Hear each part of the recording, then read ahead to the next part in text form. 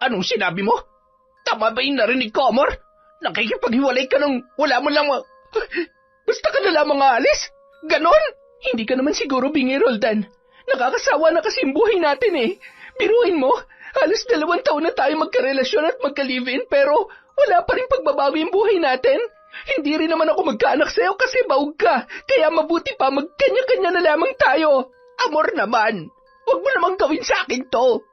Alam mo namang mahal na mahal kita eh. Kaya mo, magsisikap ako para maging maayos ang buhay natin. Hindi ko naman kasalanan kung tanging pagbubukid lamang ang alam kong trabaho eh. Pakiusap naman. Bigyan mo ako ng isa pang pagkakataon. Promise, babawi ako sa'yo. Sa tingin ko, hindi na kailangan yung mga sinasabi mo, Roldan. Ang gusto ko magkaroon ng anak. Pero paano ko magkakaanak sa isang inutil na katulad mo? Kaya dyan ka na. Bahala ka na sa buhay mo. At ako naman, bahala na rin sa sarili ko. Makikitira na lang ako dun sa asawa ng kuya ko at wag na wag mo akong guguluhin. Taon 2011, Nueva Ecija. Halos 2 taon nang magkarelasyon sina Amor at Roldan. Subalit napagdesisyonan ng babae na makipaghiwalay sa kasintahan dahil bukod sa hindi noon maibigay ang magandang buhay na kanyang pinapangarap, wala ring kakayanang magkaroon ng anak ang lalaki. Dahil doon, nagpasya na lamang si Amor na makitira sa bahay ng kanyang hipag na halos 2 oras lamang ang biyahe mula sa kanilang lugar. Maraming salamat sa pagtanggap sa akin dito, Ate Lenny, ha? Kahit patay na si Kuya Bobby, pumayag ka pa rin na makituloy ako dito sa inyo. Ano ka ba naman, Amor? Wala yon. Kapatid ka ng asawa ko at kahit wala na siya, hindi naman mabuburanan yung pagiging maghipag natin. Ay, siya nga pala. Naaalala mo pa ba si Rap-Rap? Eto na siya ngayon. Rap-Rap, anak, magmano ka sa tiya Amor mo? Ito na ba yung kaisa-isang anak ninyo ni Kuya? Aba, binatang-binata na. Hi, Rap-Rap. Ilang taon ka na ngayon? Hello din po, Tia Amor. 20 na po ako. Tama ka po, binata na ako at gwapo pa. Salamat nga po pala sa pagbisita dito sa amin. Hindi ako basta bibisita lang, Rap-Rap. Ang sabi ko kanina, dito na muna ako sa inyo titira. Hindi ka ba nakikinig? Biro lang, baka matakot ka sa akin, ha? Ay, oo nga po pala. Pero bakit po dito na kayo titira? Wala na po ba kayong mga magulang o kapatid? Rap-Rap, tama na yan. Umiral na naman yung pagiging matanong mo. Pasensya ka na sa kanya, Amor, ha? Masyado lang talagang mausisa itong si Rap-Rap. O siya, sige anak, pumasok ka na muna rin sa kwarto at tupiin mo yung mga damit na nilabhan ko. Medyo may pagkachismoso rin pala yung anak mo, Ate Lenny, ha? Hindi mo ba tinuturuan ng tamang asal yan at kung paano makikipag-usap na maayos, lalo na sa mga nakatatanda sa kanya? Ay, pasensya ka na, Amor. Hayaan mo't pagsasabihan ko siya mamaya. Ay, oo nga pala, kumain ka na ba? Alam ko na pagod ka at mukhang gutom ka rin mula sa biyahe. Anyway, hayaan mong tulungan kitang disiplinahin yung anak mo habang nandito ako, ate. Tsaka, hindi pa nga ako kumakain. Ano bang pagkain niyo dyan? Ay, tamang-tama. Nagluto ako ng adobong kangkong at pritong galunggong. Alam mo bang paborito namin yun ng Kuya Bobby mo nung nabubuhay pa siya? Ha? Adobong kangkong? Diyos ko naman, Ate Lenny. Kaya nga iniwan ko yung nobyo kong si Roldan kasi puro ganyan lang din ang alam niyang ipakain sa akin. Tapos hanggang dito ba naman ganyan pa rin? Wala na bang iba? Ano ka mo? Ibig mong sabihin may iniwan kang boyfriend sa lugar ninyo.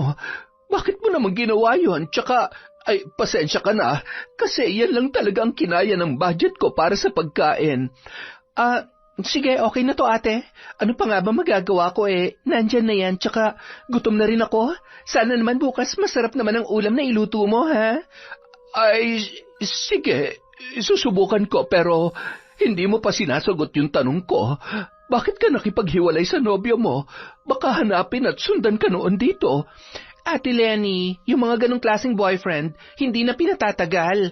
Pasalamat nga siya dahil napagtiisan ko yung relasyon namin ng halos 2 taon. Nakakasawa kasi walang pag-asenso yung buhay namin. Paano, pagbubukid lang ang alam na trabaho? Ang masama pa, baog siya ate. Hindi kami magkaanak kaya, ayun, mas mabuti nang maghiwalay na lamang kami, di ba? Pambihira ka naman, Amor. Hindi naman sa nanghihimasok ako sa desisyon mo, ha? At naiintindihan ko rin naman na tayong mga babae nangangarap na magkaroon ng anak para maramdaman natin ang pagiging tunay na babae. Pero hindi ba, masyado mo yata siyang binigla sa naging desisyon mo.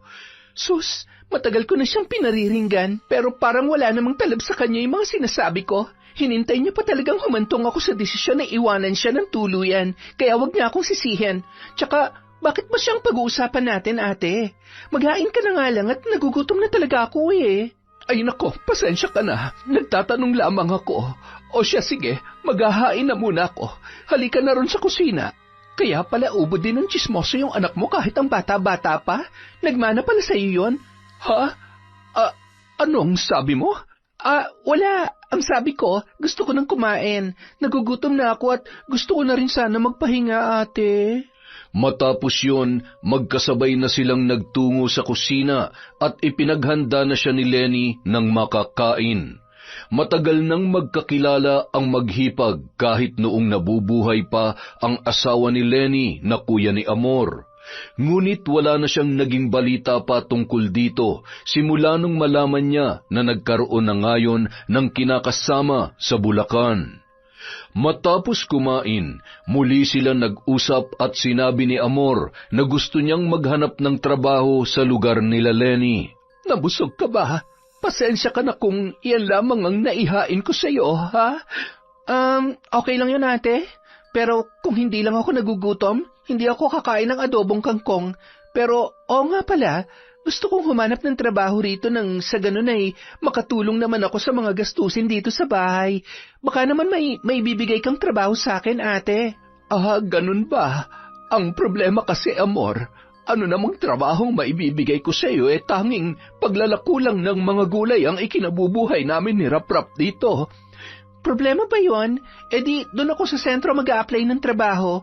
Tsak marami mapapasukan doon kahit mga simple lang. Ang importante, may sweldo. Hindi ba? Sige, ikaw ang bahala kung yan ang gusto mo. Pero may dala ka bang mga dokumento? Alam mo naman sa paghahanap ng trabaho, yun ang unang-unang hihingin nila sa'yo. Yun na nga eh. Pahiramin mo kaya muna ako ng pera para makumpleto ko yung mga papeles, yung panggasto sa pang-araw-araw gaya ng pamasahe, pagkain, ganon. Ay, hindi ako mangangako, Amor, ha? Pero sige, gagawan natin ng paraan yan. Dapat lang gawa mo ng paraan, ate. Kasi kung hindi mo ako matutulungan, hindi rin ako magkakaroon ng trabaho. Gusto mo bang buong araw lang ako nakahilata dito sa bahay at hintayin ka sa pag-uwi? Ayaw ko naman ng gano'n, no? Iba pa rin kapag may sarili akong pera na galing sa pinaghirapan ko. Naiintindihan ko naman, Amor. Salamat at gusto mong makahanap ng trabaho para matulungan ako rito sa bahay.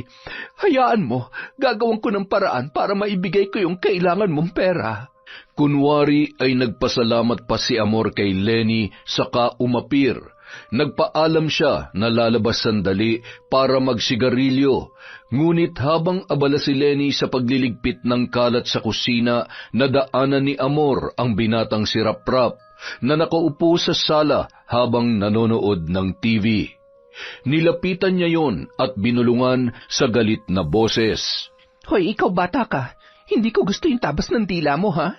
Ayusin mong pakikipag-usap sa akin kung ayaw mong tagpasin ko yung labi mo. Akala mo ba natutuwa ako makita ka? Sa totoo lang, inis na inis ako sa'yo. Naiintindihan mo ba yon? Ha? Bakit po? Ano po bang ginawa ko? Sus, nagmamaang-maangan ka pa? At eto pa ha, huwag na huwag kang magsusumbong sa nanay mong Baduy at Losyang. Dahil kapag ginawa mo yon, malilintikan ka sa akin. Alalahanin mo, tayong dalawa lang ang palagi maiiwan dito sa bahay. Anong tayong dalawa maiiwan dito sa bahay? Mali ka dyan. Kasi minsan sumasama ako kay nanay sa paglalako ng mga gulay. Kaya habang wala ka pang trabaho, ikaw lang mag-isa maiiwan dito. Ang tanga mo rin pala, no? Manang-mana ka sa nanay mong ubod ng kaingotan. Ay, diyan ka na nga, buiset. Ano kayang problema nun? Kabago-bago pa lang rito sa bahay, nagsisiga-sigaan na. Kala mo naman kung sino. Bahala ka sa buhay mo. Habang nasa ganoong pag-iisip ang binata, lumabas naman si Lenny mula sa kusina. Katatapos pa lang niyang hugasan ang mga pinagkainan ni Amor. Oh anak, Bakit parang ang lalim yata ng iniisip mo at mukhang nagsasalita kang mag-isa riyan? May problema ba? Wala po, Nay. Masyado lang ako nadala dito sa pinapanood kong cartoons. Teka, Nay, isasama niyo po ba ako magtinda bukas? Mabuti at naitanong mo yan, Rap-Rap. Ako na muna mag-isa maglalako ng mga paninda natin. Naisip ko na samahan mo muna rito si Tia Amor mo dahil hindi niya pa kabisado ang mga kailangan gawin dito sa bahay. Alalayan mo lang muna siya. Po, bakit ko naman po siya aalalayan hindi naman po siya bata? Huwag niyong sabihin na pati sa pagkain susubuan ko pa siya, Nay. Rap-Rap, anak, huwag kang pilosopo. Ang ibig kong sabihin baka may mga kailangan siyang bilhin sa labas at gusto magpasama sa iyo sa tindahan, tsaka yung mga simpleng gawain dito sa bahay. Nay, naiintindihan ko naman po kayo. Nagbibiro lang po ako. Ay, sige na nga, sasamahan ko na lang muna siya rito. Maganda nga yun kasi may makakatulong ako sa paglilinis ng bahay. Hoy, Rap-Rap, huwag kang magpapasaway sa tiyahin mo at nakakahiya sa kanya, ha? Huwag ka rin masyadong madaldal at magtatanong ng kung ano-ano, lalo na kapag tungkol sa personal niyang buhay. Naiintindihan mo ba ako?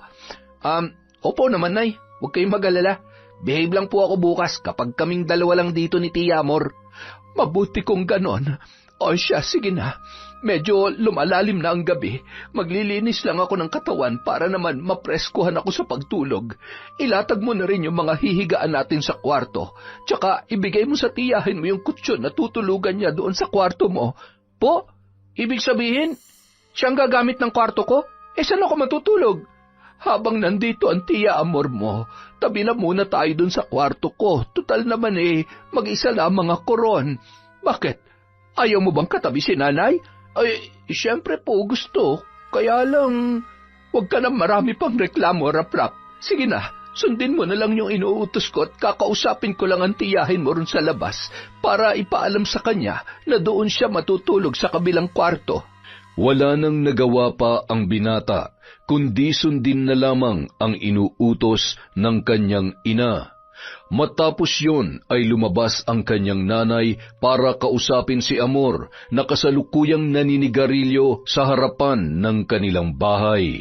Siya nga pala, Amor. Pagpasensyahan mo na muna tong bahay, ha? Alam mo na, eto lang kasi nakayanan naming ipundar ng kuya mo bago siya nawala. Pagtiisan mo na lang din kung anong mayroon tayo rito. Alam mo, te, hindi ko nga alam kung bakit nagagawa mo magtiis sa ganitong lugar Kung sa bagay, sanay naman kayo ng anak mo sa ganitong bahay. Pero ako, hindi ako magtsatsaga rito kaya hahanap talaga ako ng trabaho para naman makalipat ako kaagad. Masaya ako sa plano mong yan, Amor. At hangad ko ang katuparan sa lahat ng mga pangarap mo. Ay, oo nga pala. Ipinahahanda ko na kay Rap-Rap yung magiging kwarto mo habang nandito ka. Pagtsagaan mo na lamang muna. Huwag ka mag-alala. May electric fan naman doon. Sige na, Ate Lenny. Mauna ka na muna sa loob. Mamaya na ako papasok. Teka, may saksakan ba rin sa loob ng kwarto? I-charge ko kasi tong cellphone ko Kanina pa lowbat. Baka may importanteng message na kailangan kong basahin. Ay, meron naman. Hanapin mo na lang dun sa gilid ng dingding. Huwag mo lang pababayaang nakasaksak buong magdamag at baka mag-overheat. Alam ko naman yon, no? Hindi ako tanga. Sige na, gusto ko muna mapag-isip at makapag-isip-isip. Bagamat bahagyang nakadama ng pagkadismaya sa paraan ng pakikipag-usap sa kanya ng hipag, hindi na lamang yon pinansin ni Lenny. Tahimik siyang pumasok sa loob ng bahay upang magtungo sa banyo at makapaglinis ng katawan. Kinabukasan, tanging sina Amor at Rap-Rap lamang ang naiwan sa bahay. Maaga pa lamang ay umalis na si Lenny para maglako ng panindang gulay. Habang abala sa paglilinis ng sala ang binata, hindi pa rin gising ang kanyang tiyahin. Gising mayaman pala tong si Tia Amor.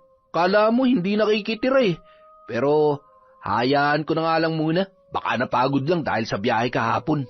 Halos matatapos na ang binata sa lahat ng gawaing bahay nang magising ang kanyang tiyahin. Nag-iinat-inat pa yon na lumabas sa pintuan ng kanyang kwarto. Agad siyang inutusan ng babae at tila galit pa ang boses noon. Hoy, Rap-Rap, ipagtimpla mo nga ako ng gatas. Teka, ano nga palang almusal dyan? Ha? Wala po kaming gatas dito, Tia Amor. Kapembigas lang ang kinakape namin ni nanay palagi kasi medyo mahal yung gatas. Kaya po, nagtitiis kami na sinangag na bigas na lang. Ano? Seryoso ka ba? Ano ba naman yan? Ay, nakakainis. May pera ka ba dyan? Ibili mo na nga lang ako ng gatas sa tindahan. Hindi ako nagkakape niyang sinaunang kape ninyo na nanay mo. Baka maimpatyo pa ako dyan eh. Ay, pasensya na po kayo, Tia. Kahit po gustuhin kong ibili kayo ng gatas, wala naman po akong pera dito. Mag-almusal na lang kaya kayo. May sinangag at tuyo naman po dun sa lamesa eh. Ay, nakakainis. Tuyo at sinangag? Almusal ba ang tawag doon? Anong klase ba naman mga pagkain ang kinakain nyo dito? Tia, almusal po ang tawag doon kung sa umaga nyo kakainin. Pero kung sa gabi natin kakainin, di hapunan ng tawag. Alam mo ikaw, hindi ka talaga nakakatuwa ha. Simula pagdating ko rito kahapon, pinaandaran mo na ako ng mga kalokohan mo.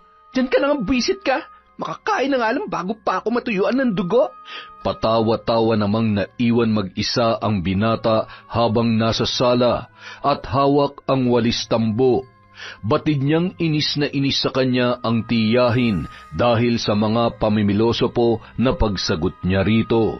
Kakain ka rin naman pala, dami mo pang arte.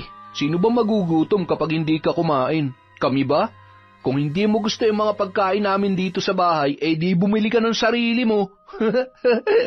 Matapos mag-almusal ng babae, kinausap siya noon at galit na inutusan para labhan ang mga dala niya na maruruming damit. Oo nga pala, Rap-Rap. Pagkatapos mo dyan sa mga ginagawa mo, labhan mo itong mga damit kong pang-alis ha. Baka kasi bigyan na ako ng pera ng nanay mo mamaya eh. Bukas na bukas din, pupunta na ako sa sentro para maghanap ng mapapasukang trabaho. Tia, magsisibak pa kasi ako ng kahoy at magsasalok pa ako ng tubig sa banyo eh. Tapos pupunta pa ako kay Manang Kuring para kumuha ng paninda ni nanay bukas. Sa tingin mo ba may pakialam ako? Unahin mo muna yung mga inuutos ko sa'yo bago mo gawin yung inutos sa'yo ng nanay mo. Ang dami mo pang satsat, ang dali-dali lang naman ang pinapagawa ko sa'yo. Ay naku, kung hindi ka lang kapatid ni tatay, baka kung ano pang masabi ko sa'yo eh. Tay, bakit ba may kapatid kang ganito ang ugali? Parang ipinaglisa sa sama ng loob. May sinasabi ka ba? Nagrereklamo ka yata eh. Ay wala po. Ang sabi ko, uunahin ko ng labhan yung mga damit mo pagkatapos kong magwalis doon sa bakuran. Inis na muling pumasok na lamang ang kanyang tiyahin sa silid upang kunin ang mga damit na gusto niyang palabhan kay Rap-Rap at ibinato yun sa binata nang muling makalabas. Kahit naiinis, hindi na lamang siya kumibo. Sa halip ay tahimik na isa-isang dinampot ang mga nagkalat na damit ng babae. Kinagabihan, nang makauwi si Lenny ay agad siyang sinalubong ni Amor sa pintuan. Agad na kinausap kahit hindi pa siya nakakapagpahinga.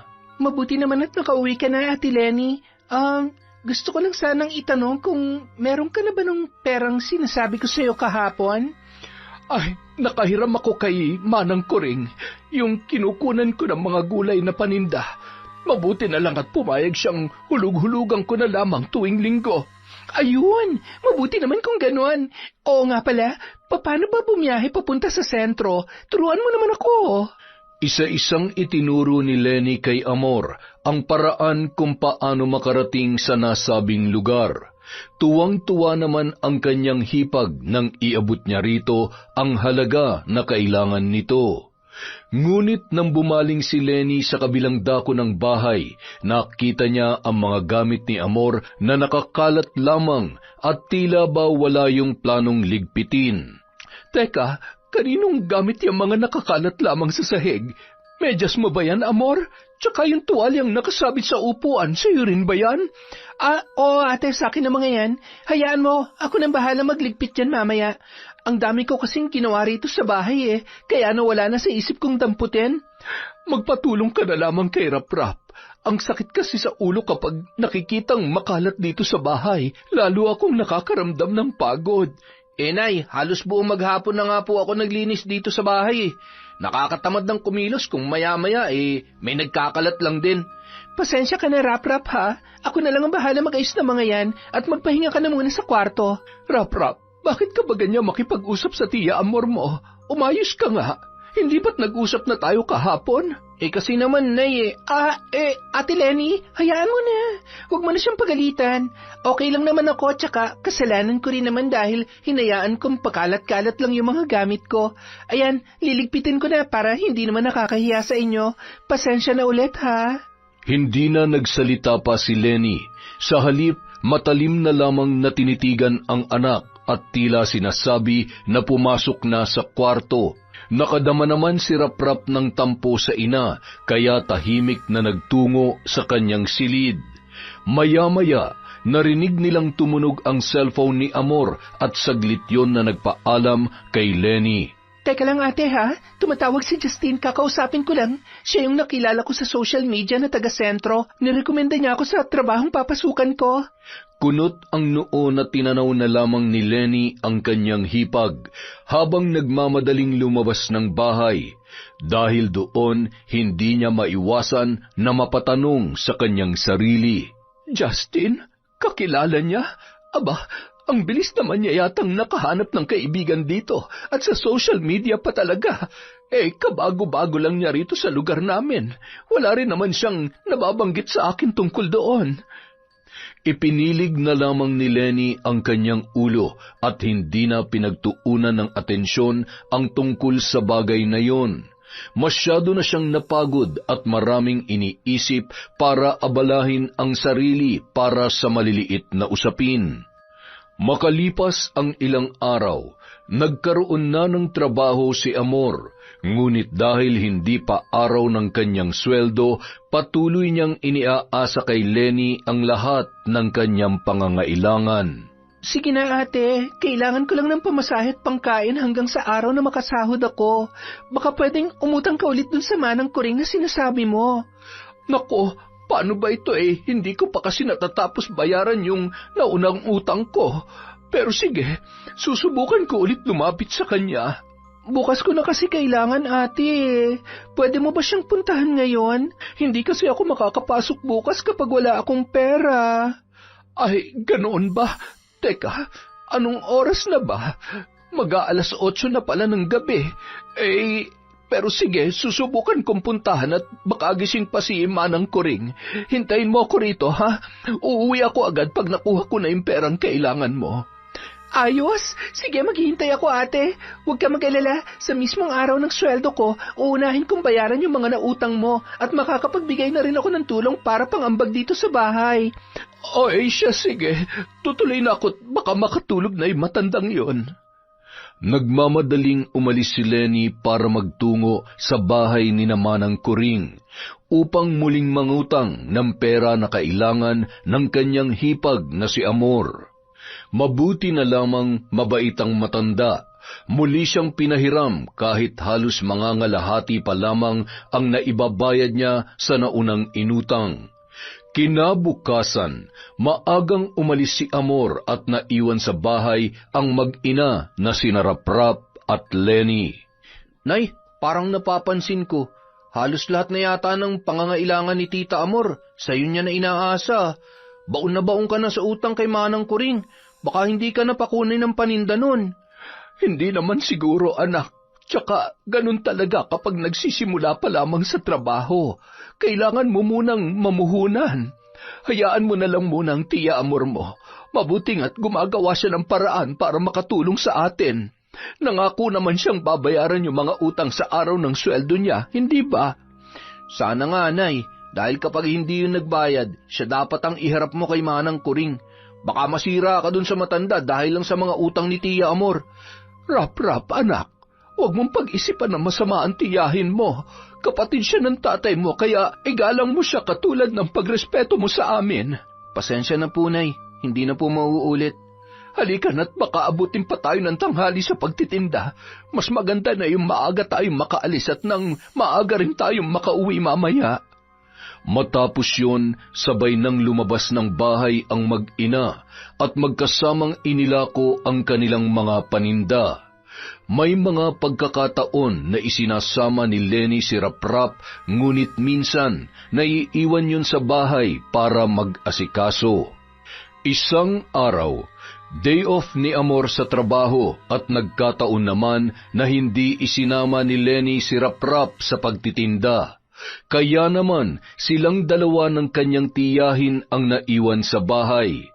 Habang nagsasalansan ng mga gulay na naiwan ng kanyang ina ang binata, sinita siya ng kanyang tiyahin.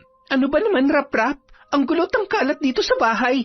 Akala ko ba ayaw ng nanay mo ng ganito? Bakit yung mga gulay ninyo kung saan-saan lang nakalagay? Pasensya na po, Tia Amor. Hindi naman po kalat tong mga gulay. Paninda po namin to, tsaka kaya nga po isinasalansan ko na para hindi na makalat. Yan pong mga gamit nyo sa upuan at yung mga pinagkainan nyo sa lamesa. Hindi po ba kalat din ang mga yan? Hoy, wag mo nga ako sasagutin ng ganyan, ha?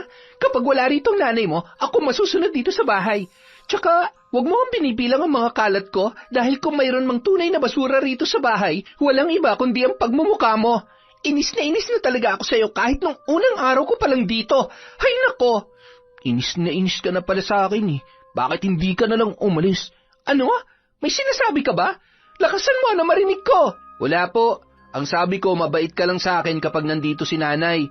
Pero kapag wala siya, lumalabas ang tunay mong kulay. Hindi ko nga alam kung tiyahin ba talaga kita eh. Kasi hindi naman ganyan ang ugali ni tatay. Aba, lintik ka. Talaga bang sinasagad mo ang pasensya ko? Bakit? Gusto mo magsumbong sa nanay mo? Sige, subukan mo. Tingnan lang natin kung maniniwala siya sa'yo. Aray ko po, Tia Amor, nasasaktan po ako. Mas higit pa dyan ang gagawin ko sa'yo kapag ipinagpatuloy mo pa yung pagsagot-sagot mo sa akin. Nagkakaintindihan ba tayo? Opo, hindi na po mauulit. Ako na po bahalang maglinis ng mga kalat pagkatapos kong magsalansan nito mga gulay. Takot ka naman pala eh. Gusto mo pa talaga nagagalit ako, ha? Akala mo yata hindi kita kayang saktan? Kung yung nanay mo ginagawa kang baby, pues hindi uubra sa akin yung ganyan. Pabalyang binitawan ni Amor ang tainga ni Raprap at inis na tinalikuran ang binata. Naiwan yon na mangyak-ngyak dahil sa sakit ng pagkakapingot sa kanya ng masungit niyang tiyahin. Kinagabihan, nang makauwi si Lenny ay hindi na napigilan pa ni Raprap na isumbong sa ina ang ginawa ni Amor. Agad namang kinumpronta ni Lenny ang kanyang hipag. Pwede ba kitang makausap sandali, Amor? Magpapahinga na sana ako eh. May pasok na bukas, tapos na ang day off ko. Pero tungkol saan ba yan, ate? Totoo ba yung isinumbong ni Raprap sa akin? Piningot mo raw siya kanina at pinagsalitaan ng kung ano-ano. So nagsumbong na pala siya sa'yo. Ate Lenny, ano pa bang inaasahan natin sa mga kabataan ngayon? Magaling gumawa ng kwento ang mga bata at hindi totoo na hindi sila nagsisinungaling. Ayaw ko lang sanang may mangyaring hindi maganda sa anak ko habang wala ako rito sa bahay. Hindi naman magkukwento yun ng ganon kung hindi niya talaga naranasan. Ibig mong sabihin naniniwala ka kay Raprap? Alam mo naman kung anong ugali mayroon niyang anak mo, hindi ba? Natatandaan mo ba nung unang araw na dumating ako rito? Kung ano-ano agad ang mga itinanong niya sa akin na hindi naman dapat ginagawa ng isang batang katulad niya. Naiintindihan ko kung anong ibig mong sabihin, Amor. Pero sana, kung may gagawin man ang anak ko na hindi mo gusto, ako munang kausapin mo at ako ang didisiplina sa kanya.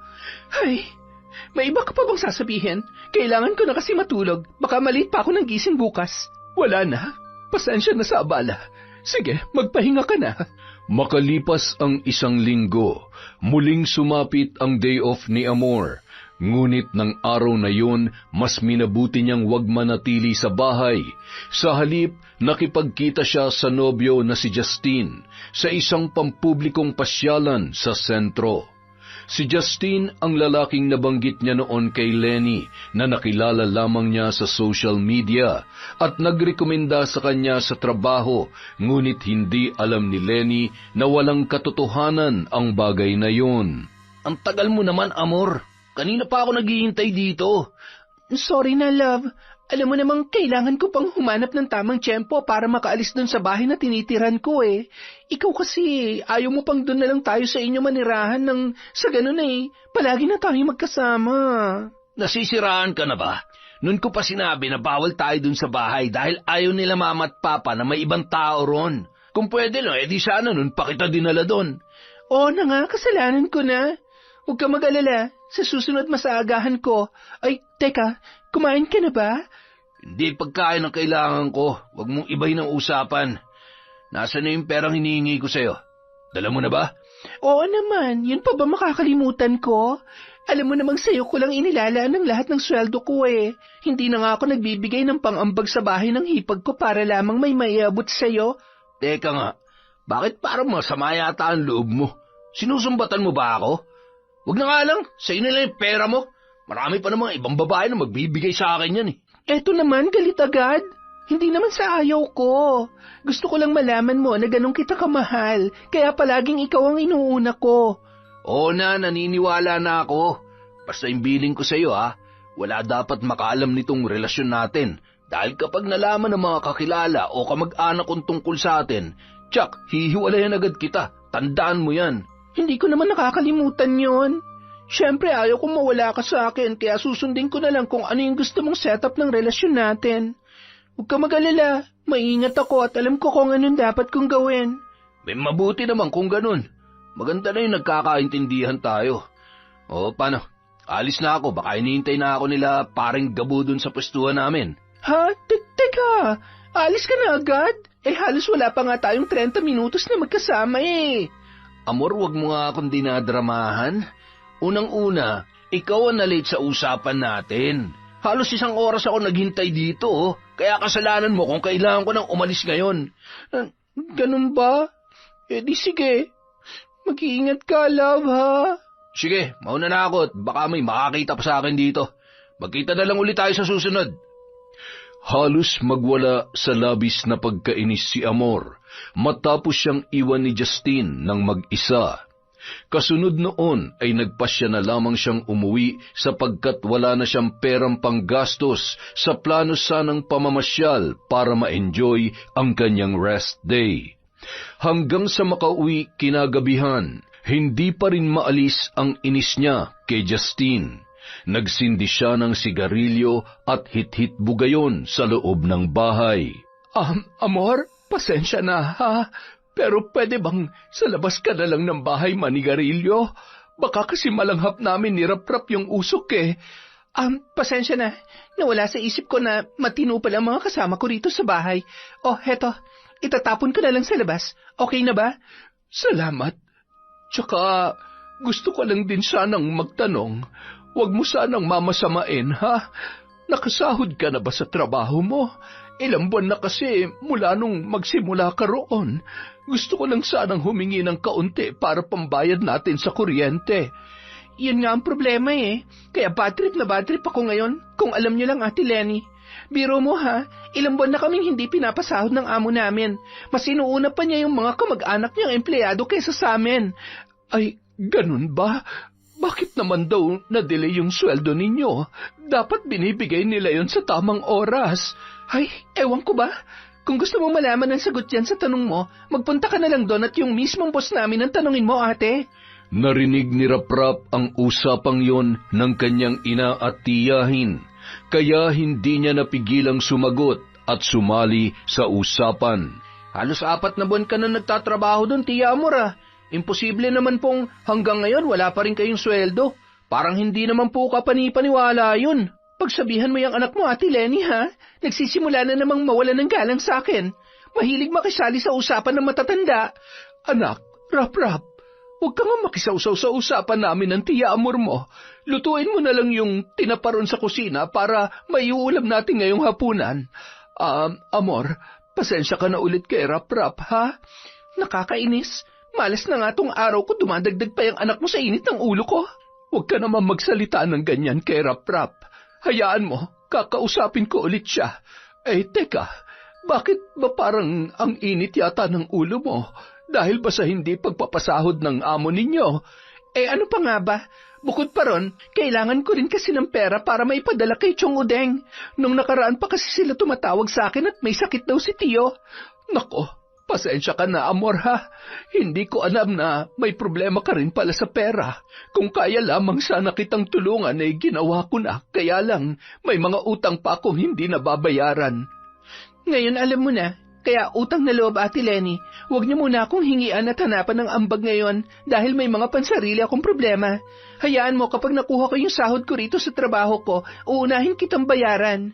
Hindi na lamang nagsalita pa si Lenny Sa halip, hinayaan niya ng makapag-isa ang hipag habang siya naman ay tumulong na kay Raprap sa paghahanda ng kanilang hapunan. Makalipas ang ilang araw, naging normal naman ang lahat, bagamat nananatiling parang batong pabigat sa kanila si Amor kahit pa mayroon na yung trabaho.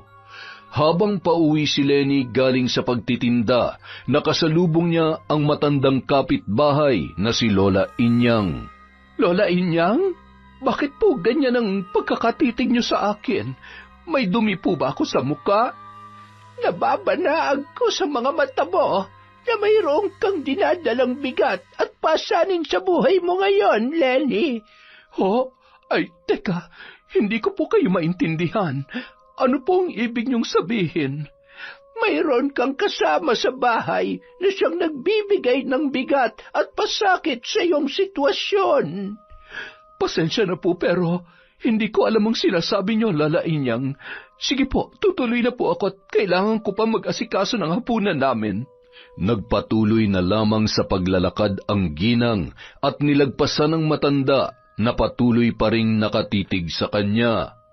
Habang binabaybay ang daan pauwi, hindi niya maiwasang mapaisip at mapatanong sa sarili. Nagbibigay pa sakit at bigat sa buhay ko. Sino naman kaya tatlo lang naman kami sa bahay. Nga naman si Amor alam ko namang pinipilit magsikap ng tao para lamang makatulong sa akin. Yun nga lang may problema siya sa trabaho dahil sa boss nila pero hindi naman siguro siya yung tinutukoy ni Lola Inyang. Ay, hayaan ko na nga lamang. Iba talaga kapag matatanda na at may kaalaman sa mga bagay-bagay. Ang matandang si Lola Inyang ay isang kilalang mambabarang sa kanilang lugar, subalit matagal na panahon na yung tumigil sa ganoong gawain. Ganun pa man, paminsan-minsan nagpapamalas pa rin siya ng kakatuwang kakayahan, katulad ng pagsasabi ng mga posibleng mangyayari sa hinaharap at mga bagay na nangyari na sa nakaraan. Nang makarating si Lenny sa bahay, naabutan niya si Raprap na nagsisibak ng kahoy at agad niyang tinanong kung dumating na ba ang tiyahin nito na si Amor. Ang sipag naman ng anak ko. Teka, wala pa bang tiya Amor mo? Salamat po, Nay. Uulitin ko lang yung sinabi mo, masipag at saka pogi pa. Si tiya Amor, wala pa po Baka kung saan pa dumaan yun. Oo na, sige na. Pogi na kung pogi. Kahit ako lang ang nakakaalam. Ay, hayaan na lamang muna natin yung tiyahin mo at baka nag-overtime na naman siya sa trabaho. Overtime na naman? Alam niyo po, nagtataka na talaga ako. Kasi kung totoong hindi sila pinapasweldo ng amo nila, bakit ang sipag niya mag-overtime at hindi niya magawa mag-resign na lang? Di ba, Nay? Ay, syempre anak, dahil kapag umalis siya ron, di mas lalong hindi na niya makukuha yung sasahurin niya. Hayaan na lang natin ang tiya Amor mo. Ang mabuti pa, tulungan mo na lang ako magluto nitong ulam natin. Hindi na lamang sumagot si Raprap. Sa halip, kumilos na yun upang tulungan ang ina para magluto. Samantala, hindi naman maiwasang mag-isip ni Lenny dahil sa sinabing yon ng kanyang anak. Kung totoo ngang walang napapala si Amor sa pinapasukang trabaho, bakit patuloy pa rin yon na nagtsatsaga at hindi umaalis doon? Makalipas ang 2 buwan, hindi pa rin nakakapag-abot ng ambag si Amor para sa mga gastusin sa bahay. Ang lahat ng sweldo niya ay napupunta lamang sa kanyang nobyong si Justine. Kung minsan, si Lenny pa rin ang nilalapitan niya para sa panggastos sa sarili. Isang gabi, kauuwi lamang noon ni Amor galing sa trabaho. Bakit ang dilim dito sa bahay? Tsaka bakit ayaw gumana ng electric fan? Napakainit naman. Brownout ba? Pasensya ka na, Amor. Naputulan kasi tayo ng kuryente Baka sa makalawa pa akong makalikom ng ipambabayad natin. Ano? Seryoso ka ba, Ate Lenny? Paano ko matutulog nito kung mainit at malamok? Maaga pa naman ang pasok ko bukas kaya kailangan ko makatulog na maayos. Ano ba namang bahay to? Pasensya ka na talaga, ha? Kinapos kasi ako sa buwan na to eh. Ang dami ko kasing pinagkagastusan at kinaltas na rin ni Manang ko rin yung huling bayad ko sa inutang natin noon sa kanya. Gawan mo naman ang paraan, ate, please. Hindi pwedeng wala tayong kuryente. Alam mo namang hindi ako sanay ng ganon. Isa pa, paano ako may charge tong cellphone ko? Paano ko makukontak si Justine? Sa sinabing yon ng dalaga, natigilan na si Lenny at nagtataka siyang napatanong sa kanyang hipag. Justine, di ba siya yung sinasabi mo noon na nakilala mo lamang sa social media tapos nagrekomenda sa iyo sa trabaho? Bakit kailangan mo pa siyang kontakan eh? Hindi naman yata siya ang boss mo. Oo, siya nga. Siyempre, kailangan ko siyang kausapin para makibalita tungkol sa sweldo namin na hanggang ngayon ay hindi pa rin naibibigay. Tsaka, hindi naman siya ang pinag-uusapan dito eh. Ang mabuti pa, gawin mo na lang ng paraan tong kuryente natin habang maaga pa, ate. Sasagot pa sana noon si Lenny, ngunit muli sumingit na naman sa usapan nila ang kanyang anak na si Raprap. Halata sa boses ng binata ang pagkairita at tila pagkayamot. Dapat kasi tumutulong ka rin sa mga bayarin dito sa bahay, Tia Amor. Hindi yung puro reklamo ka lang dyan. Lintek, wala ka talagang galang na bata ka. Rap, ilang beses ba kitang pagsasabihan na huwag kang sasabat sa usapan namin ng tiya mo? Pumasok ka nga rin sa kwarto. Bakit kasi lagi nyo na nang pinagtatanggol at kinakampihan yan si Tia Amor, Nay? Wala na nga maitulong, perwisyo pa dito sa bahay. Dapat yan, umalis na lang dito eh. Matapos yun sabihin, padabog na pumasok sa kwarto si Raprap at pabagsak na isinara ang pintuan. Kasunod noon, muling humingi ng paumanhin si Lenny kay Amor dahil sa inasal ng kanyang anak. Naku Amor, pasensya ka na uli ha. Hayaan mo, bukas na bukas din gagawa ako ng paraan para mabayaran tong kuryente natin at na maibalik na rin kaagad. Pagpasensyahan mo na lamang si Raprap. Disiplinahin mo na maayos yung anak mo, Ate Lenny. Masyado nang nawawala ng galang sa akin. Baka nakakalimutan niya, tiyahin niya pa rin ako. Kapatid ako ng tatay niya. Makaalis na nga lang at makikitulog na lang muna ako sa katrabaho ko. Letseng buhay to. Nang gabi ring yon, walang paapaalam na umalis si Amor sa kanilang bahay. Mag-isa namang naiwan sa sala si Lenny at doon na siya napaisip. Bigla naalala niya ang sinabi ni Lola Inyang tungkol sa pabigat na tao na kasama nila sa bahay. Samantala, dahil walang ibang mapuntahan, nagpasya si Amor na magtungo na lamang sa bahay ng nobyo niyang si Justine, kahit pa kabilin-bilinan ng lalaki na wag siyang pupunta doon. Talaga bang wala ka na sa katinoan, Amor? Hindi ba sinabi ko sa iyo na huwag kang pupunta rito dahil malilintikan ako kay mama at papa? Hindi ka ba makaintindi? Alam ko naman yun, love. Pasensya ka na kasi hindi ako makatulog na maayos dun sa bahay ng hipag ko eh. Mainit at malamok kasi naputulan kami ng kuryente. Baka pwedeng makitulog ako dito sa inyo kahit ngayong gabi lang. Ano? Alam mo, nababaliw ka na talaga. Hindi mo alam kung anong gulong idudulot mo kapag dito kita pinatulog sa bahay. Ayaw na ayaw ng mga magulang ko na may ibang tao kaming kasama. Tsaka, hindi pa nga nila alam na may girlfriend ako kaya tigil-tigilan mo kakatawag sa akin ng laba. Baka may makarinig sa'yo. Kahit ilang oras lang, tapos aalis na lang ako ng madaling araw. Sige na. Huwag ka nang makulit. Kapag pinilit mo pa rin yung gusto mo ngayon, itutuloy ko na talaga yung pakikipaghiwalay sa'yo. Sige na nga, babalik na lang ako dun sa bahay ni na Ate Lenny. Nakakainis naman kasi kung bakit ngayon pa kami naputulan ng kuryente eh. Huwag ka na mag-ingay dyan. Umalis ka na bago pa lumabas si Mama. Tsak na magtatanong yun kung sinong kausap ko at wala akong balak na sabihin sa kanila kung sino ka. Dahil doon, wala nang nagawa ang babae kung hindi ang bumalik sa bahay ni na Lenny. Habang naglalakad, hindi niya mapigilang maglabas ng galit at sama ng loob. Wisit talaga, nagsabay-sabay pa tong kamalasan ko ngayon, tapos dumagdag pa yung lintik na Raprap na yon. Sobrang pakialamero at masyadong pasikat. Hindi talaga ako makapaniwala na matutulog ako sa mainit, madilim at malamok na kwarto ngayong gabi. Nakakainis! Makalipas ang ilang araw, nagawan na nga ng paraan ni Lenny na muling maibalik ang koneksyon ng kanilang kuryente. Nagpaalam na siya para maglako ng mga panindang gulay na iwan naman sa kanilang bahay sina Amor at Raprap. Makalipas ang ilang minuto, tila naririnig ng binata na masaya ang kanyang tiyahin at pakanta-kanta pa habang nasa loob ng kwarto. Dala ng kuryosidad, sinilip niya yon sa maliit na siwang ng pintuan at nanlaki ang kanyang mga mata sa kanyang nakita. Teka, tama ba tong nakikita ko? Nagbibilang siya ng pera habang kumakanta. Ang daming perang nakalatag sa papag ah. Kung ganun, may kwarta lang pala talaga tong babaeng to. Pero bakit niya tinatago sa amin ni nanay?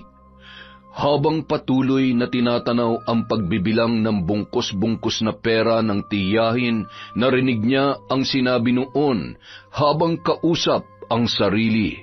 Hindi dapat malaman ng mga tao rito sa bahay ang katotohanan na hindi talaga ako sumasahod sa trabaho ng ilang buwan. Kailangan ko silang paniwalain na wala akong pera para lang to sa love kong si Justine para hindi niya ako hiwalayan. Dahil sa narinig, tuluyang binuksan ni Raprap ang pintuan at pumasok sa loob, saka malakas ang boses na kinumpronta ang kanyang tiyahin. Sinungaling ka, Tia Amor! Ang tagal mo kaming pinaniwala ni nanay na wala kang pera at hindi binibigay ng boss mo yung sweldo nyo, pero ang totoo, ipinangsusustento mo lang pala sa lalaki mo. Kaya ba kahit pambayad ng kuryente, hindi ka man lamang makapagbigay kay nanay? Ha? Rap-rap? Teka, anong ginagawa mo rito? Bakit ka pumapasok sa kwarto ko nang walang paalam? Talaga ba? Kwarto mo? Baka nakakalimutan mo at ipapaalala ko lang sa'yo, Tia Amor ha. Kwarto ko to at ipinagamit lang ni nanay sa'yo. Pero hindi naman yun ang punto ko rito. Ang gusto kong sabihin sa'yo ngayon, sinungaling ka at makasarili.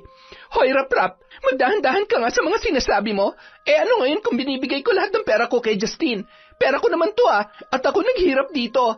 Tsaka, hindi ko obligasyon na bayaran ng kuryente ninyo. Alam mo, ikaw bata ka, kahit kailan talaga panira ka ng moment eh.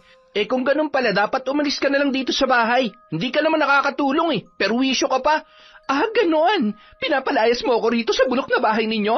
Pwes sige, aalis ako, pero bago yon, papatayin muna kita! Galit na dinampot ni Amor ang panyo na nakapatong sa papag at mabilis na nakalapit kay Raprap. Mahigpit na ipinulupot niya yon sa leeg ng binatilyo at nagpambuno sila hanggang sa makalabas ng kwarto. Naitulak ni Raprap ang kanyang tiyahin at bumagsak sa sahig, ngunit mabilis ding nakatayo. Ganyan palang ugali mo, Tia Amor? Gusto mo akong patayin dahil lamang sa sinabi ko? Habang nagsasalita ang binata, hindi niya napansin na unti-unti na palang lumalakad paatras si Amor hanggang sa napunta yon sa kusina. Doon, lihim na hinugot ng babae ang kutsilyo mula sa pinaglalagyan noon at patakbong sumugod kay Raprap, saka ubod ng lakas na inundayan ng saksak sa leeg ang binata. Kung inaakala mong ligtas ka na, nagkakamali ka. Hindi ang isang batang katulad mo lang ang makakapagpaluhod sa akin. Itong bagay sa iyong hayop kang pakialamero. Kriminal ka, Tia Amor.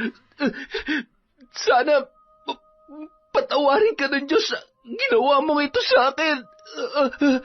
Dahil sa lalim ng natamong sugat at sa walang tigil na pagbulwak ng dugo mula sa leeg ni Raprap, mabilis siyang nalagutan ng hininga at humandusay sa sahig ng kanilang bahay.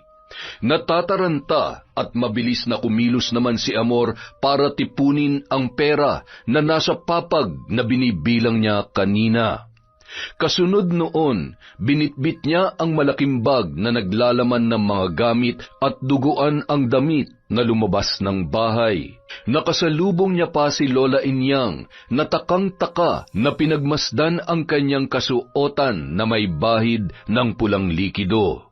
Diyos ko, saan kaya nanggaling ang babaeng yun at bakit parang may mga dugo ang suot niyang damit? Huwag naman sanang magkatotoo ang iniisip ko. Napantada si Lola Inyang matapos habulin ng tingin ang halos madapa sa paglalakad na si Amor. Kinagabihan, nang makauwi sa bahay ay halos mawala ng ulirat si Lenny sa kalunos-lunos na itsura ng kanyang anak. Wala na yung buhay at naliligo sa sariling dugo. Nagsisigaw ang babae at sinubukang humingi ng tulong, subalit huli na ang lahat dahil halos buong maghapon nang nakalagak doon ang katawan ni Raprap. Kung sino man ang gumawa nito sa iyo, anak, isinusumpa kong magbabayad siya. Sisingilin ko ang demonyong yon. Gagawa ko ng paraan para makamit ko ang hustisyang nararapat para sa iyo. Habang umiiyak sa harap ng kabaong ng kanyang anak, nilapitan siya ng kapitbahay na si Dana. May dalayong mainit na lugaw. Ate Lenny, kumain po muna kayo. Kagabi pa walang laman ng sikmura nyo eh. Baka kayo naman po ang magkasakit niyan. Maraming salamat, Dana. Pakilagay mo na lang muna dyan at kakainin ko maya-maya. Nauunawaan ko po ang nararamdaman nyo ngayon, Ate Lenny. Magdasal po kayo at magpakatatag. May awa ang Diyos, malalaman din natin kung sino may gawa nito kay Raprap. Pigil ang galit na napatiimbagang si Lenny habang nakakuyom ang kanyang mga kamao at nakatitig sa walang buhay na anak na nasa loob ng ataul. Nang mga sandaling yon, batid niya na kung sino ang may kagagawan sa nangyaring yon kay Raprap. Agad na tiyak niyang si Amor ang salarin sapagkat wala na roon ang mga gamit ng babae, maliban sa kulay berdeng panyo na naabutan niyang nasa sahig ng kanilang bahay. Walang ibang gagawa nito sa kanya, maliban sa kaisa-isang tao na nag-akyat ng kamalasan sa bahay namin. Sorry po, Ate Lenny, pero ang tinutukoy niyo po ba yung babaeng nakatira sa inyo dati? Yung palaging galit at parang walang kaibigan? Wala na akong ibang pwedeng paghinalaan pa, Dana. Alam kong masama mambintang ng kapwa, lalo na kung wala tayong matibay na ebidensya. Pero malakas ang kutob ko na siya talaga ang may kagagawan nito. Bigla na lang kasi siyang nawala, dala ang mga gamit niya.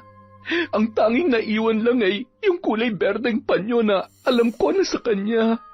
Kung sigurado po kayo na siyang may kagagawan nito, ano na po ang plano ninyo? Isusumbong niyo po ba siya sa mga pulis? Hindi, Dana. May naisip akong mas malupit at karapat-dapat na paraan para makapaghiganti sa hayop na babaeng yon. Ano naman po ang iniisip niyo, Ate Lenny? Sana hindi kayo mapahamak sa gagawin ninyo. Hindi na sumagot pa ang ginang. Sa halip, dinampot na lamang niya ang mangkok na dala ni Dana at unti-unting kinain ang lugaw na laman noon. Iginalang naman ng dalaga ang pananahimik ng ginang at hindi niya na pinilit pa yon na magsalita. Makalipas ang ilang araw, nailibing na si Raprap at tila ba hindi mabawasan ang bigat sa dibdib ni Lenny. Maging ang mga kapitbahay ay nakisimpatya rin sa kanya, kabilang na ang matandang si Lola Inyang. Lenny, may kailangan kang malaman, pero hindi ko sasabihin sa iyo ngayon dito sa harap ng maraming tao. Bukas kapag medyo magaan na ang loob mo, pumunta ka sa kubo ko kahit anong oras. Hihintayin kita doon. Po? Tungkol po ba saan yan, Lola Inyang? Tungkol sa pagkamatay ng anak mo. Hihintayin kita bukas sa bahay. Sige na, mauuna na ako't marami pa akong gagawin. Napanganga na lamang si Lenny habang tinatanaw ang papalayong matanda. Maya-maya, naramdaman niya ang kamay ni Dana na humawak sa kanyang balikat. Pagkatapos ay nagsalita. Ate Lenny, uuwi na po muna kami ha. Kapag kailangan niyo na makakausap, puntahan niyo lamang ako sa bahay. Kung gusto mo naman ng makakasama sa pagtulog, nakahanda akong samahan ka. Alam kong hindi magiging madali sa inyong susunod na araw, pero magdasal lamang po kayo at hindi kayo pababayaan ng Diyos. Maraming salamat sa lahat ng tulong at pakikiramay mo, Dana. Tama ka. Kailangan kong magpakatatag at kumapit sa Diyos nang sa ganon magkaroon ako ng gabay para sa pagkamit ng katarungan sa pagkamatay ng aking anak. Nandito lamang po ako palagi kapag kailangan yung tulong ko. Pasensya na kayo at hindi ako madalas nakakapunta sa inyo noon kasi masyado akong abala sa trabaho sa palengke. Yung pakikinig at pagsama mo pa lamang sa akin simula nung unang araw ng burol ni Raprap hanggang ngayong libing niya. Sobrang laking tulong na noon, Dana. Kaya wala kang dapat ihingi ng paumanhin. Mahigpit na niyakap ng dalaga si Lenny na noon ay emosyonal pa rin dahil sa nangyari sa kanyang anak. Matapos yun, umalis na ang dalaga at naiwang mag-isa ang ginang. Naging malungkot at sobrang tahimik ng bahay nang siya na lamang ang naroroon. Pakiramdam ni Lenny, biglang lumiit at nawalan ng espasyo para sa kasiyahan sa loob ng bahay. Pumasok siya sa kwarto kung saan niya nakasamang matulog ang anak at doon ay ikinulong niya sa mga bisig ang unan na huling ginamit ni Raprap. Kasabay ng malakas na paghagulhol sa kauna-unahang pagkakataon mula nang mamatay ang kaisa-isa niyang anak. Miss na kita, anak. Sobrang sakit sa akin ang nangyaring ito sa iyo. At hindi ko alam kung hanggang kailan ako mangungulila dahil sa pagkawala mo. Ipinapangako ko, hindi ako titigil hanggat wala akong nagagawa para magantihan ang taong gumawa nito sa iyo. Nang gabing yon, hindi magawang makatulog ni Lenny. Ramdam niya ang lamig ng hamog na pumapasok sa bintana ng kanilang silid at marahang dumadampi sa kanyang balat. Tanging mga kurtina na sumasayaw at sumasabay sa simoy ng hangin lamang ang kasama niya roon, habang unti-unti siyang ibinabalik ng sariling alaala sa masasayang sandali na pinagsamahan nila ng kanyang pinakamamahal na anak. Kinabukasan, maaga siyang kumilos para mag-asikaso at ayusin ang sarili.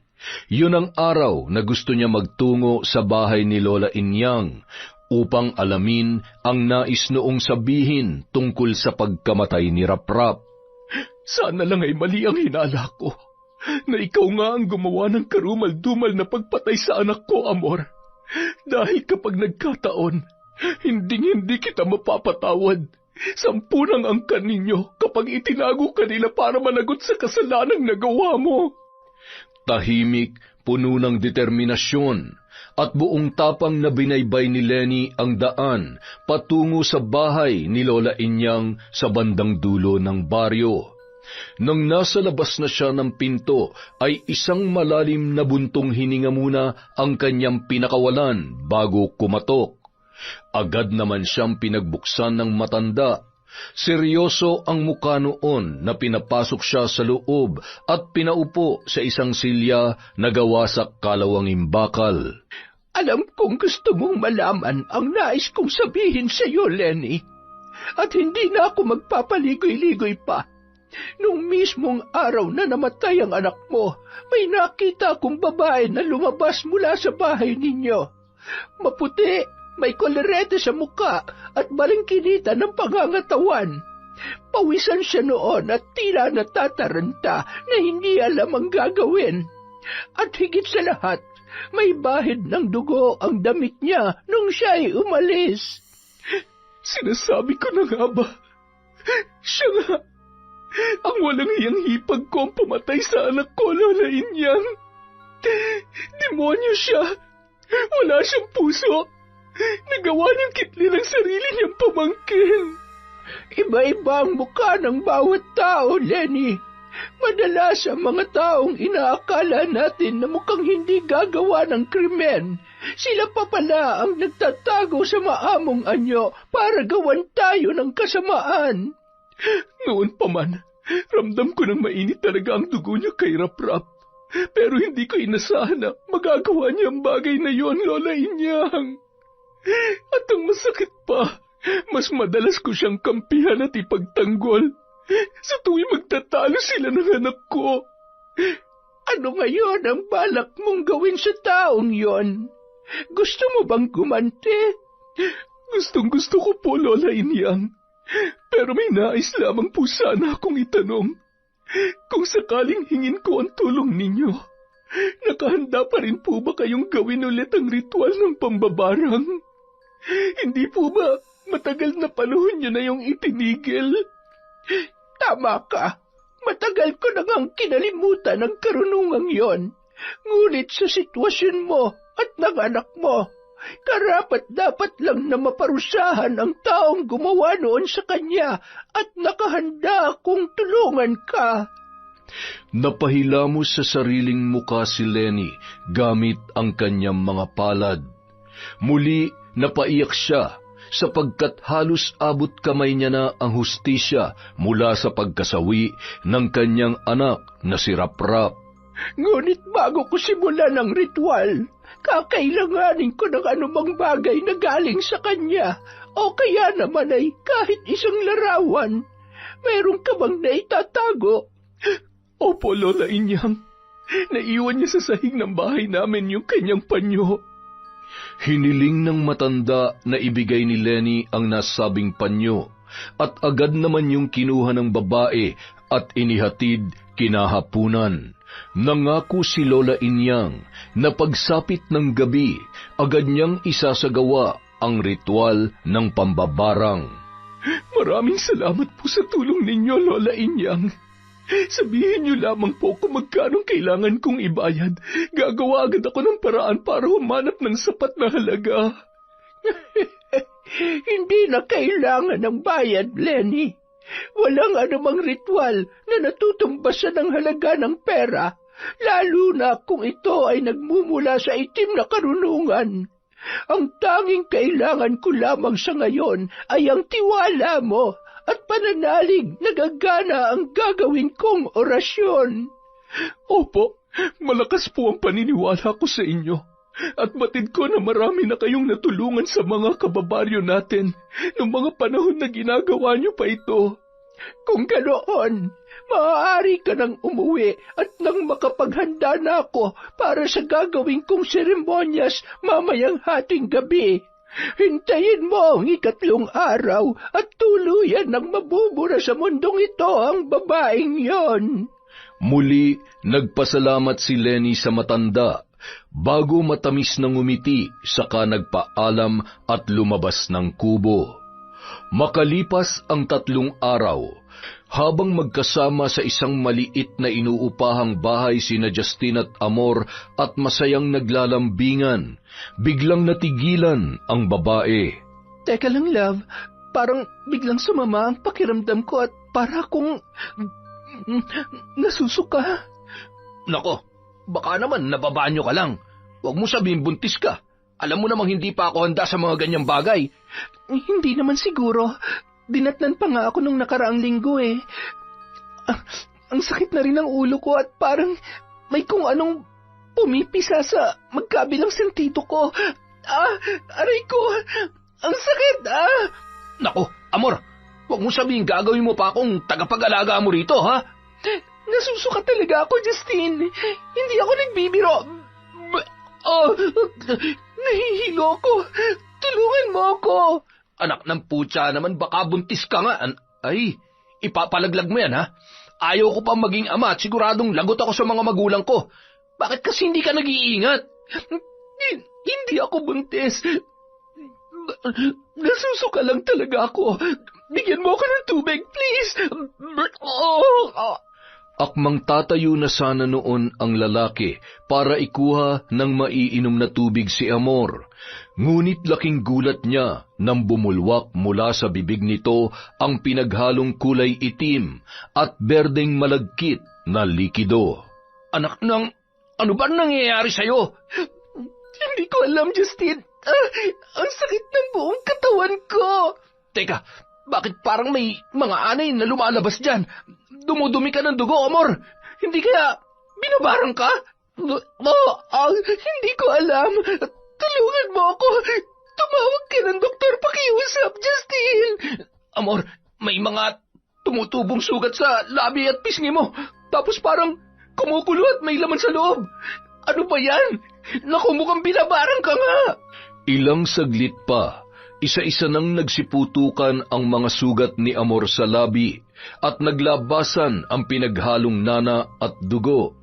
Kumalat ang mga yon sa buong muka ng babae kasabay ng paglabas ng mga tila pulgas at garapata na nag-uunahang makapasok sa kanyang bibig. Bakit, Yasin? Tulungan mo ako! Parang awa mo na! Nakakadiri ka. Pasensya na pero hindi kita matutulungan ngayon. Aalis na ako baka kung ano pa mangyari sa'yo at ako pa mapagbintangan ng mga tao. Diyan ka na. Wala ka nang silbi sa akin. Kadiri! Justine! Huwag mo akong iwan mag-isa rito! Yun na ang pinakahuling salita na nasambit ni Amor bago siya tuluyang nalagutan ng hininga at bumagsak sa sahig na dilat ang dalawang mata habang nakalawit ang kanyang dila. Walang sino mang tumulong sa kanya nung mga sandaling yon matapos siyang iwan ng lalaki na kanyang pinakamamahal na walang ibang ginawa kundi ginamit lamang siya at hiningan ng pera. Samantala, habang magkausap sina Lenny at Dana, may biglang naalalang itanong sa kanya ang dalaga. Ate Lenny, may itatanong nga pala ako sa'yo. Tungkol saan yan, Dana? Tungkol dun sa nabanggit mo nung araw ng libing ni Rap-Rap. Ayaw ko na nga sanang ipaalala pa yon pero nag-aalala pa rin ako para sa'yo. Plano mo pa bang magsampa ng kaso at magreklamo sa mga otoridad tungkol doon? Napabuntong hininga muna si Lenny bago matamang tumitig kay Dana saka sumagot. Sa totoo lamang, Dana, hindi ka siguro maniniwala sa sasabihin ko sa'yo. Pero hindi mga pulis at hindi proseso ng otoridad ang ginawa kong paraan para makamit ang katarungan sa pagkamatay ng anak ko. Ha? Teka, hindi kita maintindihan, ate. Anong ibig mong sabihin? Sabihin na lamang nating itim na karunungan, pambabarang, ganoon. Nanlaki ang mga mata ng dalaga at agad na naitakip ang kamay sa kanyang bibig bago muling nagsalita. Ibig sabihin, ipinabarang mo yung tao o ikaw mismo ang gumawa? Kilala mo si Lola Inyang? Di ba noon pa ay kilala na siyang mambabarang dito sa ating lugar? Ay, oo nga. Narinig ko na nga yung usap-usapan na yan simula nung bata pa ako. Pero sa pagkakaalam ko tumigil na siya sa ganoong gawain, hindi ba? Doon na ikwento ni Lenny kay Dana ang buong pangyayari, maging ang paglapit niya kay Lola Inyang para pakiusapan na barangin ang kanyang hipag na si Amor. Pagkatapos noon, tila manghang-mangha na muling nagsalita ang dalaga. 3 araw? Ngayon na yun, diba? Ano na kayang nangyari? Bukas, babalik ako sa bahay ni Lola Inyang. Kukumustahin ko kung ano ng balita sa ginawa niyang ritual. Gusto mo bang sumama? Sige ate, sasamahan kita. Kahit parang kinikilabutan ako sa kwento mo, pero sabi ko malaman kung ano nangyaring resulta. Tsaka magiging masaya rin ako kung mabibigyan ng katarungan ng pagkamatay ni Rap-Rap. Sige, samahan mo ko bukas ng umaga. Pero mangako ka na wala kang pagsasabihan ng tungkol dito kahit na sino. Oo naman, Ate Lenny. Makakaasa ka. Hindi naman ako tsismosa, no? Takot ko lang. Baka pati ako ipabarang mo rin. Sira, hindi naman ako ganon. Ang karapat-dapat lamang sa pambabarang ay yung mga taong katulad ng tiyahin ng anak ko. Kung tutuusin, kulang pa nga yung sinapit niya. Muling sumiryoso ang muka ni Dana nang maalala ang sinapit ng anak ni Lenny. Hindi rin siya makapaniwala na totoo palang gumagana at umiiral sa mundo ng mga tao ang ritual ng pambabarang. Kinabukasan, magkasama silang nagtungo sa bahay ng matandang si Lola Inyang upang alamin kung ano ang nangyari. Wala ka nang dapat pang ipag-alala, Lenny. Nagawa ko ng hiling mo at gaya ng ipinangako ko sa iyo. Tinuluyan ko na ang babaeng naging dahilan ng pagkamatay ni Rap-Rap. Nagpapasalamat po ako sa inyo, Lola Inyang. Hindi dahil sa pagkitil sa buhay ng demonyong babae na yon, kung hindi dahil sa pagtulong sa akin para makamtan ko ang inaasam kong hustisya. Hindi man sa tamang paraan, pero batid kong yun lamang ang magiging dahilan para magkaroon ako ng lubos na katahimikan. Huwag ka mag-alala, nauunawaan kita. Ngunit palagi mong tatandaan na may hangganan ang lahat ng kasamaan. Kung sa ngayon, masasabi kong nagtagumpay tayo, ngunit maaaring sa mga susunod ay hindi na. At huwag mo ring kalilimutan na ang masamang gawain ay nananatiling masama sa paningin ng Diyos, kahit gaano man kabuti ang iyong layunin. Maraming salamat po, Lola Inyang. Grabe, hanggang ngayon hindi pa rin ako makapaniwala na nangyayari ang lahat ng ito. Totoo po palang may mambabarang at hindi kwento-kwento lang. Tama ka, Dana. Pero hindi lahat ng iyon ay maaaring gamitin kung kailan mo lamang naisin. Mas malakas ang bisa ng ritual kung may matinding dahilan, layunin, at masidhing pagnanais na may sa katuparan yon. Masayang nagpaalam ang dalawa sa matanda. Hindi na sumama sa bahay ni Lenny ang dalagang si Dana sapagkat umuwi na yon sa kanilang tahanan.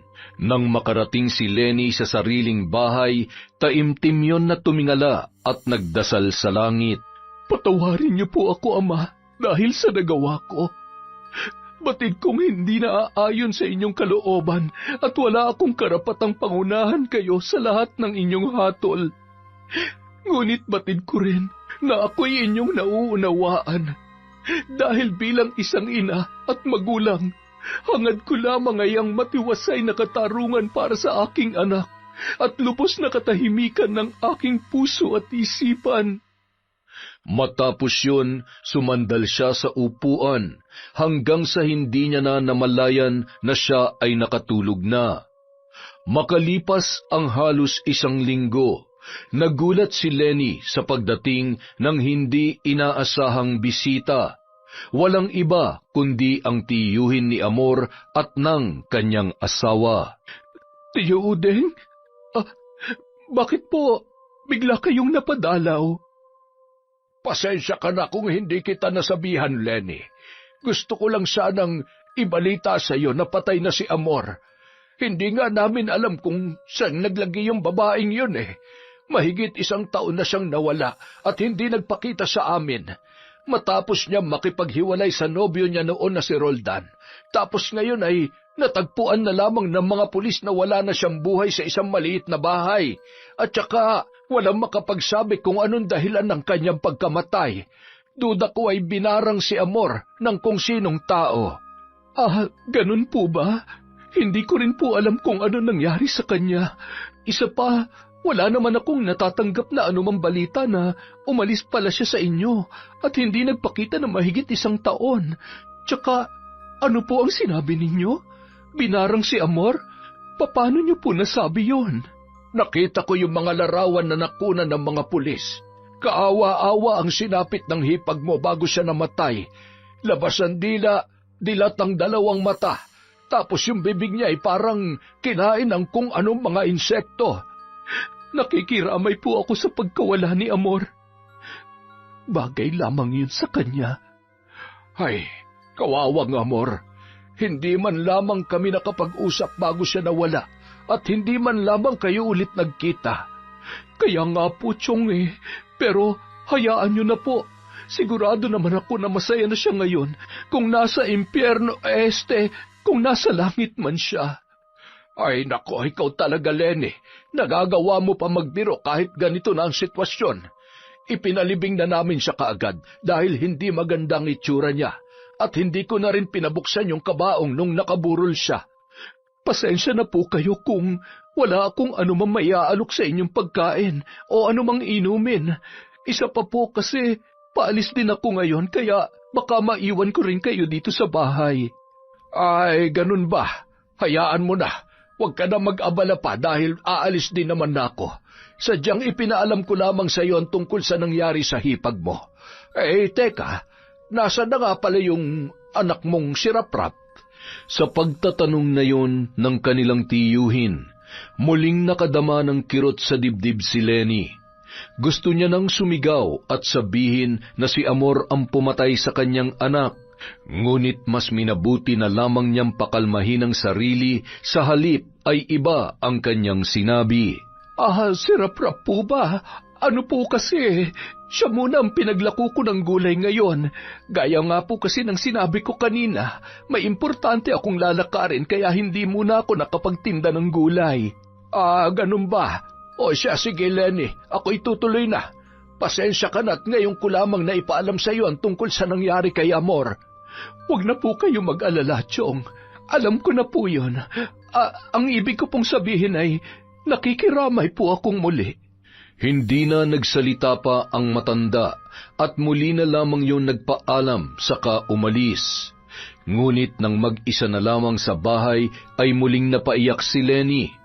Umiyak siya hindi dahil sa sakit na naiwan ng anak, kung hindi dahil naramdaman niyang tila naging patas na ang kinahinatnan ng mga pangyayari. Makalipas ang ilang minuto at natiyak niya na nakalayo na ang tiyuhin, nagpasya na siyang umalis upang magtungo sa puntod ng anak na si Raprap, at doon ay mag-alay ng dasal at tuluyan na magpaalam sa anak kasabay ng pagtanggap sa pagkawala noon. Yon! Isa na naman po ang malupit na kwento mula sa Kwentong Enteng. Babawi po ulit tayo sa shoutout. Simulan po natin sa Pielago, Fabi, Agoncillo family at kay Charina Pielago of General Luna, Quezon, from Catherine Pielago. Hi po kay Cristini Guevara from Lebanon, kay Andeng at Fabs of Batangas from Sunday Rectin. Hi po kay Josie Aniban, kay Beth Mercado, kay Mirasol Masuher, kay Yolanda Lopez, kay Chris Gel Mamado, kay Chris Alcantara, Vicky Yabut and Aisha Salim Aldoseri, Elisa Aquino, Jessica Rojas, Carol Silorio, Cataleja Soto. Hi po kay Cherry Mukbanger ASMR, kay Mel Santarita, Febe Ranyada, Miss Maura. Hello po kay Boss Peter Tom Galindez, kay Elsie Pasasadaba, Reka Jukoy, Toledo Family, JC Jace, Nathaniel Ombao, Jaja JJ. Hi din po kay Gay Somodio, kay Joy Pusa, Marife Talines, at Jonah Lopez. Hi din po kay Mary Rose Sancon, kay Christine Guevara, kay Joel Cabario, Corazon Ingay, Romelia Terrado, at kay Bob Dylan Dingkong. Hi din po kay Mea Espiritu, kay Ariel Toto Baguhara, at si J.L. Nono na favorite ang Pipip, from Cassie Oliva. Happy birthday po kay Marideth Jurila from Habi Manny Maniego. Hi din po kay Sheena Enriquez, kay Finky Rusi 14, kay Gemma de Ocampo, kay Arielin Notarte. Hello po kay Edgardo Fontanilla, kay Ingo Mulayaw, Sean Samuel Sebastian from Chonchamcheb. Hello po kay Rosalie Cawano, kay Annalyn Anating Labroso, kay Red Gaspar, kay Neneng Maria Love, sa mga taga-barangay Mabini, Palumpon, Leyte, Glenn Delgado, Hani Alvarado Creo from Jana May Creo. Hi po kay Katrina Manyakap Maria, kay Yen Yvonne, kay Clarissa Soriano, kay Sally Roldan, kay Jamaica Vera. Hi din po kay Noel Mamaklay, kay Jacqueline Nabo of San Jose del Monte, Bulacan, kay Janet Enesando, kay Jade Creo, kay Master J. Jomer at Angelo from Nagcarlan, Laguna. Hi po kay Jen Mer Garcia, sa Team Caldero, Chef Langlang, Chef Richie, Boss Alan at kay Bubot from Delilah Mozo. Parang masarap dalawin tong mga to, puro chef ah. Hi din po kay Annalisa Chico Diga from Consolacion Alvarez, kay Angelina Ignacio, kay Reynante Siena, kay Alfreda Alano, kay Sydney Crosswind, Daisy Lynn Ronquillo, Pinay Isla, Pamela Allen, Alan Serra, Losino family from Melodia Losino, Sam San from Turkey. Hi po kay Kuya Xiao TV, kay Shera Vashti from Hong Kong, kay Amy Carbonilla, kay Kim Legaspi, kay Clara Aclera, kay Jen Hernandez o Fernandez ba to? Hi po kay Lorena Cabigas, kay Tonya Pen, Let at Joel of Antipolo from Liza Agodo. Hi po kay Elizabeth Lutero, kay Grimpula Angelica, kay Danilo Katigan ng Luzon Avenue. Hi din po kay Luz Aclaro, sa Galindez at Ramos family from Peter Tom Galindez, kay Agnes Malanag, at kay Lola Feli from Bulacan na araw-araw nakikinig sa Kwentong Enteng, from Raven Tennyson. Maraming salamat po ulit sa walang sawang pagsuporta sa Kwentong Enteng. Advance Happy Valentine nga po pala sa inyong lahat. Maraming salamat po ulit mula sa Kwentong Enteng.